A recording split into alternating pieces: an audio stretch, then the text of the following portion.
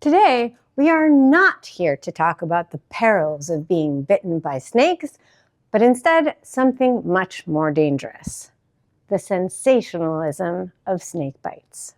It only takes a few words in the search bar on YouTube to bring up thumbnail after thumbnail of overly dramatic, often exaggerated and misleading images showing snakes with gaping mouths coming at people with what looks like intent to kill. And the worst part is, many of these images are made by reptile-focused content creators. So why is this more dangerous than a snake bite? Let's slither on into it and find out.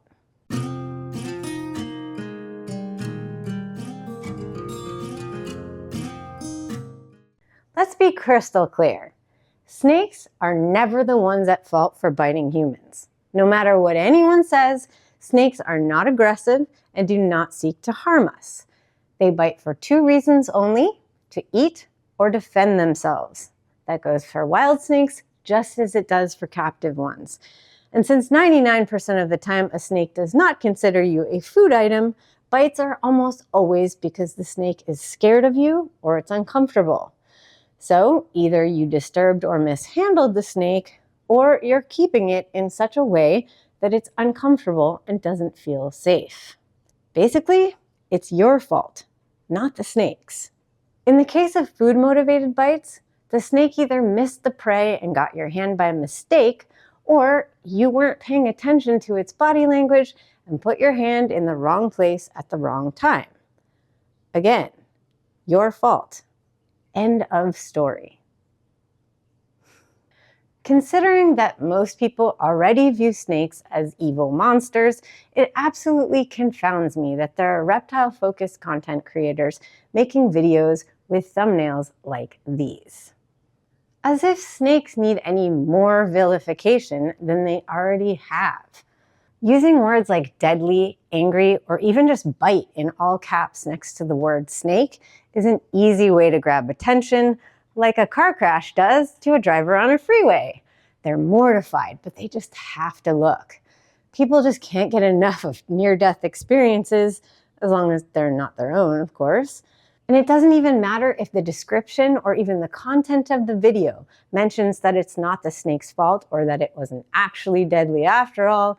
The damage is done before the video even starts, and people may not even watch the videos if it ends up being less exciting than the title suggests.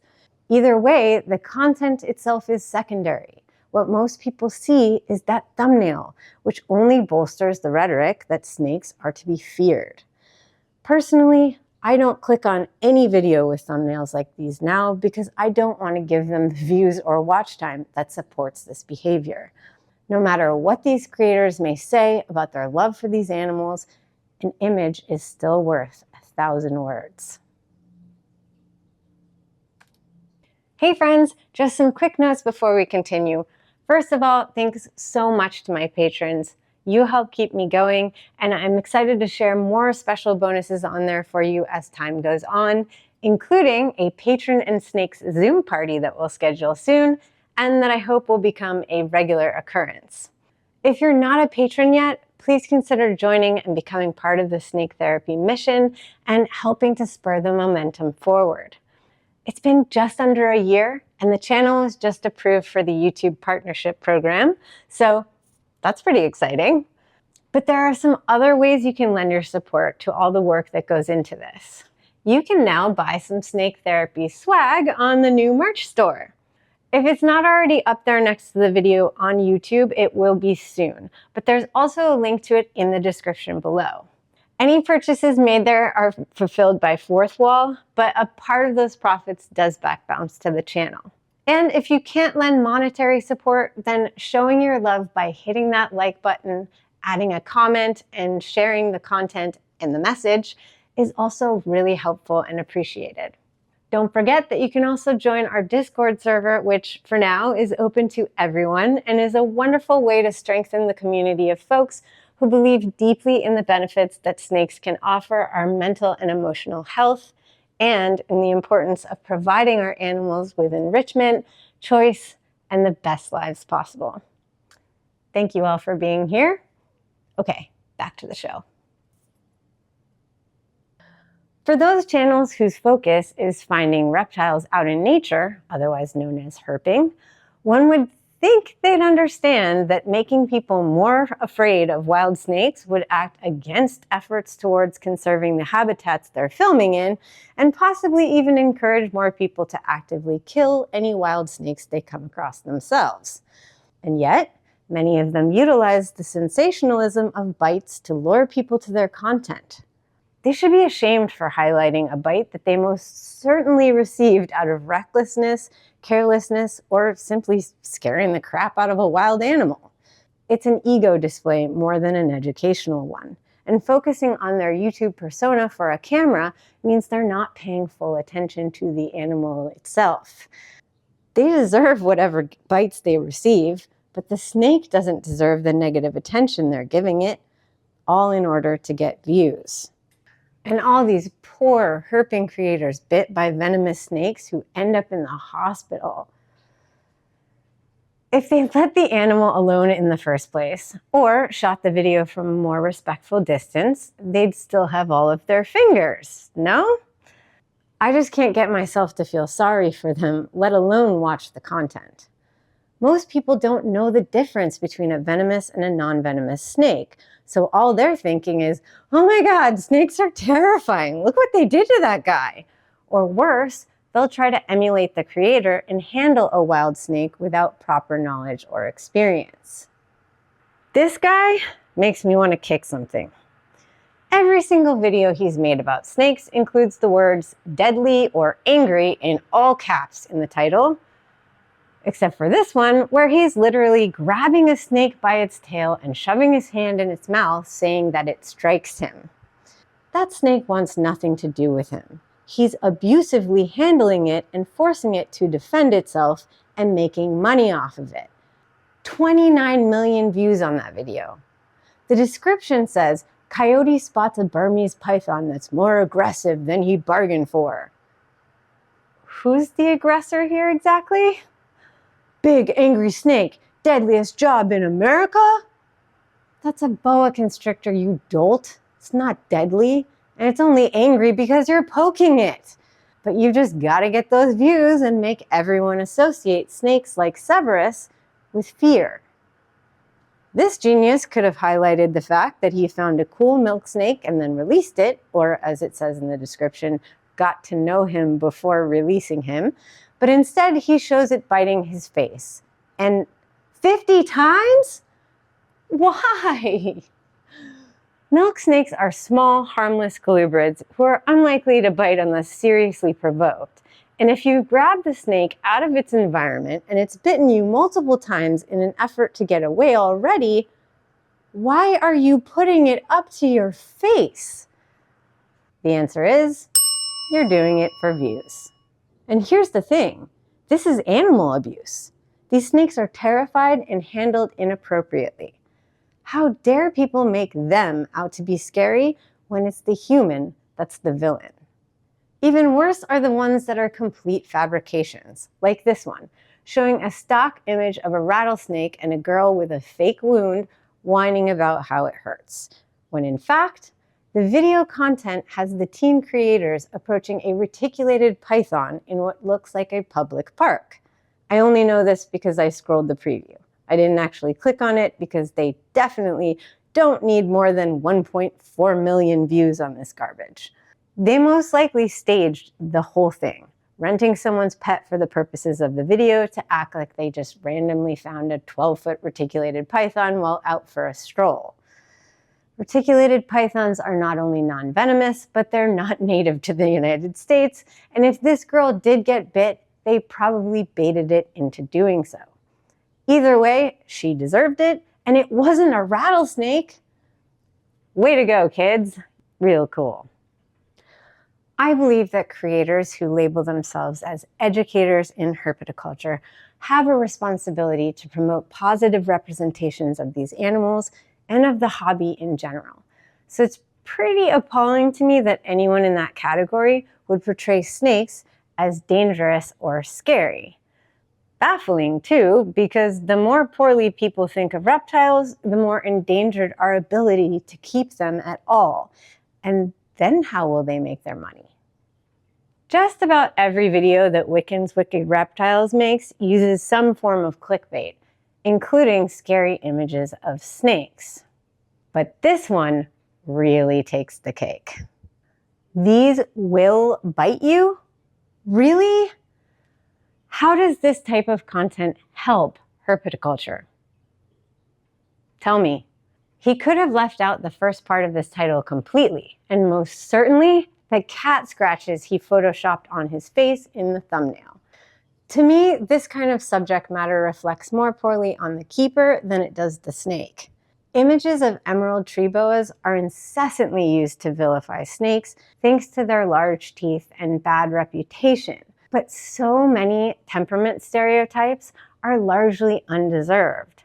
Most of the time, there are very good reasons these snakes are defensive. In the case of EBTs, often it's half to do with improper husbandry and handling, and the other half being that they're often wild caught and have gone through traumatic importation experiences. A chat with EBT expert Amy Benzie quickly confirmed for me that they are not, in fact, the monsters they've been made out to be, and can be as docile as a ball python or a Dumer's boa. Snake Discovery was one of the first reptile channels I started watching, and I really enjoyed and learned a lot from them. But to be honest, I lost respect when I saw this. Now, the content itself is about techniques to get a pet snake to stop biting, but the title says, "I get bit by a snake," and the image shows a species with an already overblown reputation for biting, with its mouth gaping open and an obviously photoshopped finger sticking in its face. If you really want to help people learn how to reduce defensive behavior and create trust with their snake, wouldn't this be a better option? I can't remember if I've actually watched this video, and I won't now just on principle, but I do wonder if they mention husbandry at all or if they only focus on handling techniques. Now, proper handling and reading body language is definitely part of preventing bites, but so is husbandry, and so few people talk about that. A snake who's housed in proper conditions, who has enrichment and a sense of security, is not going to be as defensive as one without. That's just common sense, and yet it's so rarely the focus of reptile educational content. Wouldn't you be pissed off if you were stuck in a tiny box that allowed you no privacy or space to move, and animals 1,000 times your size kept trying to paw at you? Don't even get me started on this guy. This is what is being represented to the general public more than any other snake content. Intentionally provoking snakes into biting him on camera, his content has gone absolutely viral. Now, I've been to his zoo in person, and I've seen the conditions his snakes live in with my own eyes. So honestly, I'd bite him too if I had the chance. If you've been watching my content for any length of time, you'll know that roasting isn't my style. But this feels too important not to talk about right now. So why, besides making my blood boil, is snakebite sensationalism so dangerous? The pervasive fear-mongering about snakes doesn't need any more support. It's been going on for millennia, and it's only recently that more people are making concerted efforts to undo it. I mean, how many times have you heard the phrase, "a good snake is a dead snake"? How many times have you heard the story of the dude who chopped the head off a snake he found in his yard just because snake? Someone recently commented on a video of Elora that she was no problem that a shovel wouldn't solve. The more fear there is towards these animals, the less likely we are to act at conserving them or their habitats. The less receptive people are going to be to the fact that snakes are an essential part of our ecosystem. Not to mention, there's a very real threat to herpetoculture as a whole. Case in point, the recent Jeffrey Leibowitz debacle.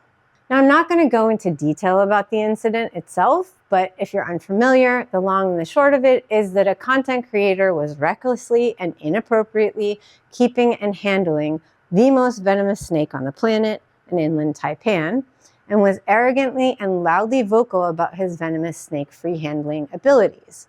He then got bitten by said inland taipan, begged the world for anti-venom, garnered national attention to the fact that he was keeping venomous snakes in his house, and all of his snakes were subsequently euthanized by authorities.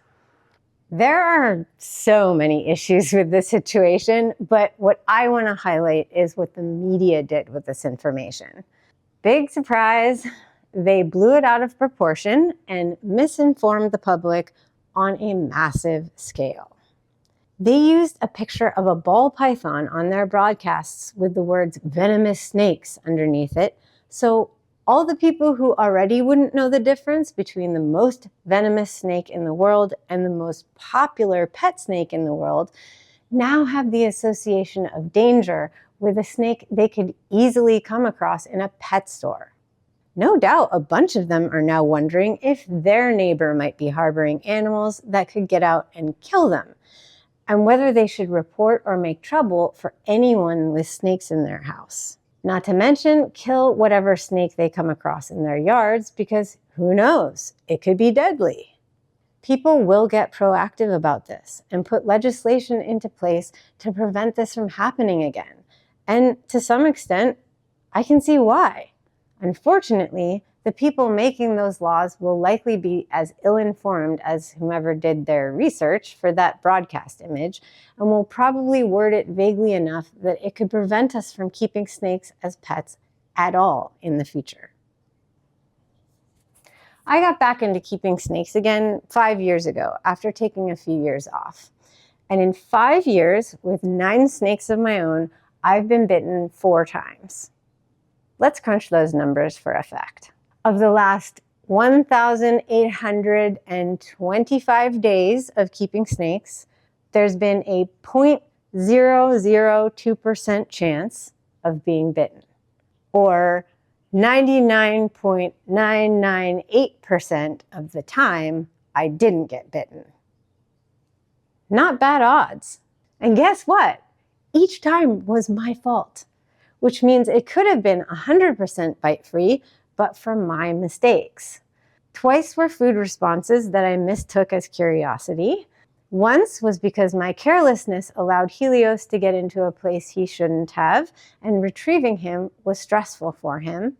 And the other doesn't even really count, because it was when Elora was half the size of my pinky, her teeth didn't even break the skin, and she was scared after she'd been accidentally hurt by me.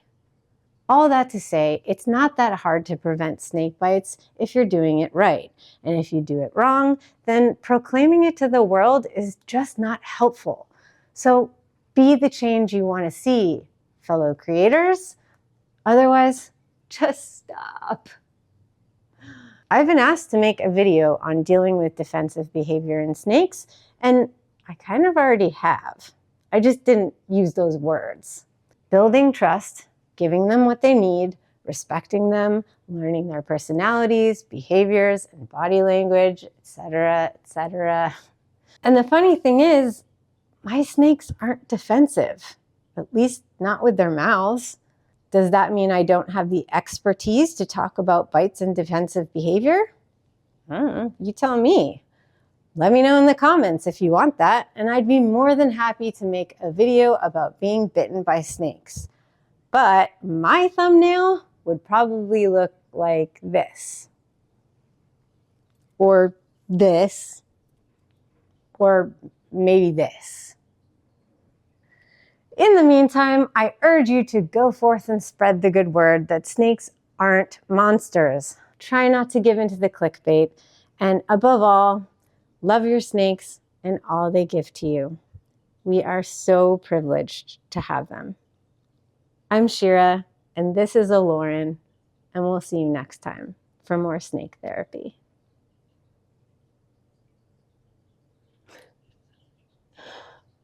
He really loves to do this.